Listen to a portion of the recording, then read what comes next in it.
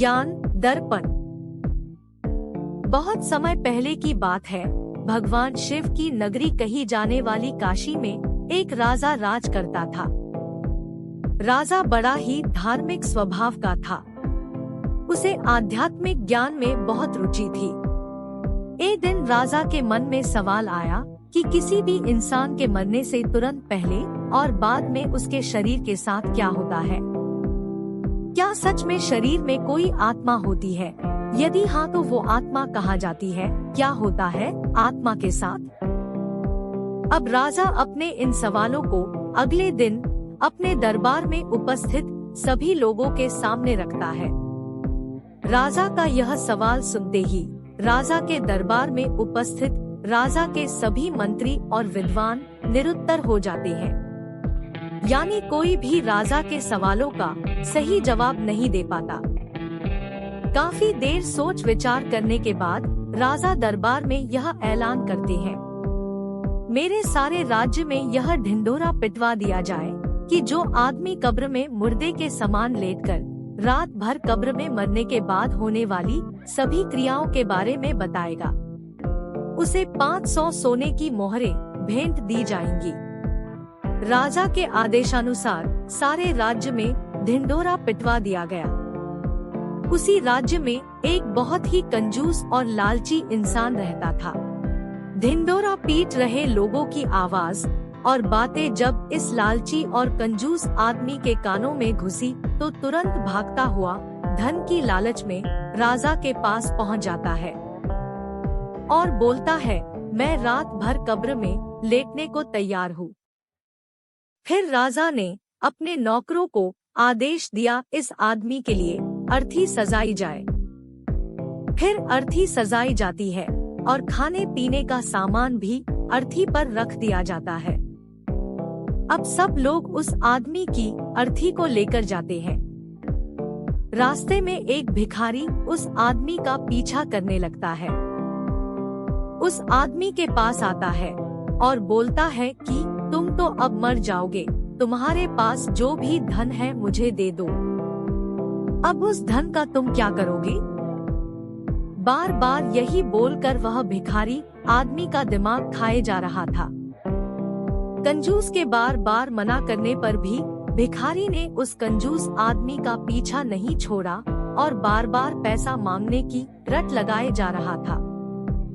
आखिर कंजूस जब एकदम परेशान हो गया तो उसने अर्थी में पड़े बादाम के एक ढेर में से मुट्ठी भर बादाम उठाए और उस फकीर को दे दिए। भिखारी वहां से चला गया। बाद में कंजूस को एक कब्र में लिटा दिया गया। कब्र में बस एक छोटा से छेद सिर की तरफ इस आशा के साथ कर दिया गया कि यह इससे सांस लेता रहे और अगली सुबह राजा को मरने के बाद का पूरा हाल सुनाए। सभी लोग कंजूस को उस कब्र में लिटाकर चले गए। रात होने पर एक सांप कब्र पर आया और छेद देखकर उसमें घुसने का प्रयत्न करने लगा। इधर सांप जैसे ही कब्र में घुसने की कोशिश करता है तो उस कब्र में बादाम सांप के रास्ते की एक रुकावट बनकर फंस जाते हैं। सांप अब आगे नहीं बढ़ पाता, यानी कब्र के अंदर नहीं घुस पाता। सांप प्रयत्न के बाद जब वापस चला जाता है तो कंजूस आदमी राहत की सांस लेता है। तभी कंजूस आदमी यह सोचता है कि सांप अंदर क्यों नहीं आ सका। कंजूस आदमी अपने हाथ से टटोलता है तो उसे बहुत सारे बादाम फंसे हुए मिलते हैं। उसी समय कंजूस आदमी का दिमाग चकरा जाता है। इन्हीं बादाम की वजह से आज मेरी जान बची है।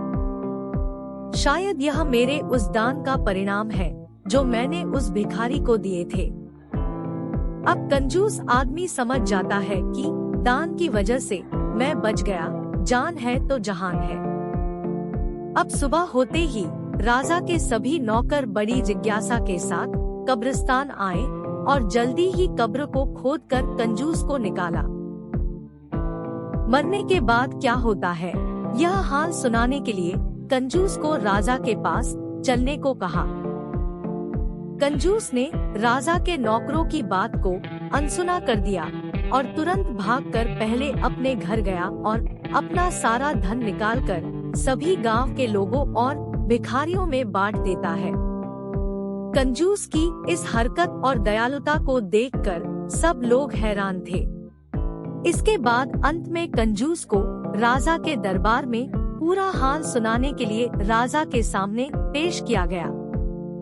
कंजूस ने बीती रात सांप व बादाम के संघर्ष की पूरी कहानी कह सुनाई और कहा, महाराज, मरने के बाद सबसे ज्यादा दान ही काम आता है, अतः दान करना ही सब धर्मों से श्रेष्ठ है।